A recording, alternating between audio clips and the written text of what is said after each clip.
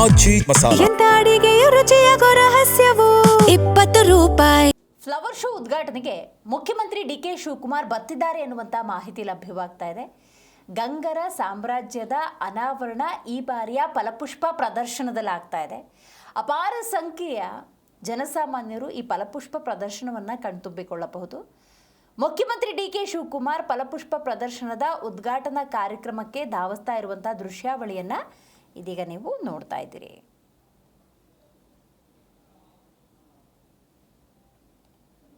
ನೂರ 4ರವರೆಗೆ ಕರ್ನಾಟಕದ